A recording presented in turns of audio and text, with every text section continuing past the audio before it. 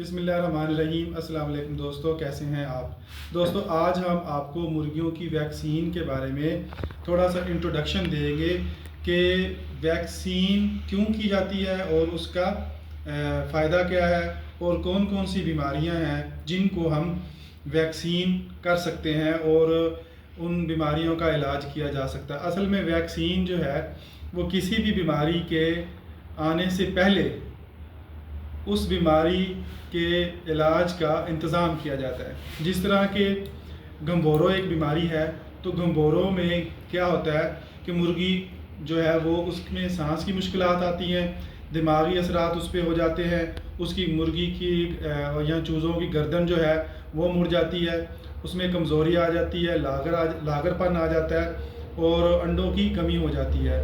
तो अगर हम गंभोरों की वैक्सीन मुर्गियों को कर देंगे तो इन तमाम किस्म की बीमारियों से वो बच जाएंगी। अब गंभोरों की जो वैक्सीन है वो हमने कब करनी है?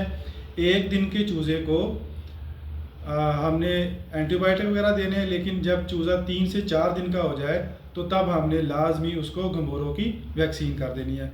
उसके बाद दूसरी वैक्सीन है NDIB हमने जो है वो 7 दिन के चूज़े को NDIB वैक्सीन करनी होती है।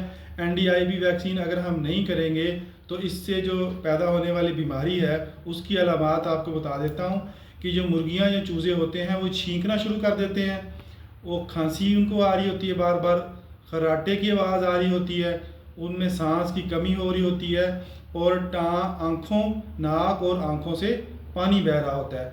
इसी तरह मेन जो IB की जो मेन रीज़न है इसमें वो है गुर्दों का फेल हो जाना या गुर्दे ख़राब हो जाना। इसमें मुर्गी या चूज़ों के गुर्दों के ऊपर बड़ा बुरा असर पड़ता है और इनकी जो मरने की जो रेशियो है वो 30 से 40% तक पहुंच सकती है। तो इस बीमारी से बचने के लिए हम NDIB वैक्सीन करेंगे और NDIB वैक्सीन हम 7 दिन के चूज़े को कर सकते हैं।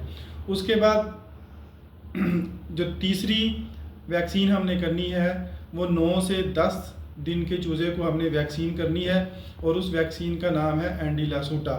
और ये जो वैक्सीन है वो किस बीमारी के लिए, उसकी अलामात क्या है, उसमें ये होता है एंडीलासूटा वैक्सीन जो जिस बीमारी के लिए की जाती है उसमें ये होता है कि चूज़ा जो है या मुर्गी जो है वो जो खांसी उसको बड़ी ज़ोर से आ रही होती है और छींक टाइप, जिस तरह छींकें आ रही होती हैं, इस तरह की साइन एंड सिम्टम्स उसके महसूस होते हैं और उसके साथ मुंह और नाक से बलगम आता है, ठीक है।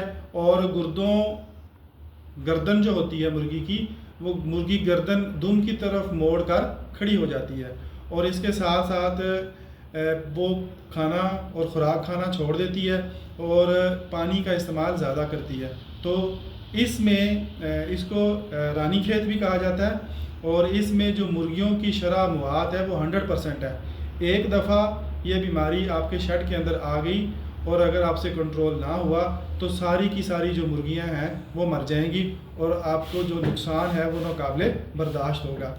अब इन तमाम वैक्सीन के बावजूद हमने 2-3 चीज़ों का और भी ख्याल रखना होता है। एक तो बायोसिक्योरिटी होनी चाहिए, दूसरा ये है कि सफाई सुथराई का अच्छा इंतज़ाम होना चाहिए, तीसरा ये है कि एक शेड्यूल के मुताबिक आप उनको वैक्सीन करते रहें। इस तरह एक और वायरल डिजीज़ है, वो इतनी ज़्यादा ख़तरनाक नहीं है लेकिन उसे हम फाउल पॉक्स या चेचक की बीमारी कहेंगे। उसमें क्या होता है कि चूज़ों या मुर्गियों के मुंह के ऊपर छोटे छोटे दाने निकल आते हैं और ये बीमारी बड़ी सुस्त होती है और दाने ख़राब होते हैं, फिर बाद में खुश्क हो जाते हैं और जो मुर्गियाँ मजबूत होती हैं, जिनकी इम्यूनिटी अच्छी होती है, वो इसके अंदर सर्वाइव कर जाती हैं और छोटे बच्चे जो है वो बाज़ औक़ात मर भी जाते हैं। तो इसकी अगर हम वैक्सीन करें तो चेचक की वैक्सीन भी बाज़ार से हमें अवेलेबल है और इसकी जो वैक्सीन अगर कर दी जाए तो चेचक की बीमारी से भी जो है वो बचा जा सकता है। इसी तरह हम आपको नेक्स्ट अपनी जो है वीडियो के अंदर बैक्टीरिया से फैलने वाली मुर्गियों की जो बीमारियां हैं उसके बारे में बताएंगे। थैंक यू, अल्लाह हाफिज़।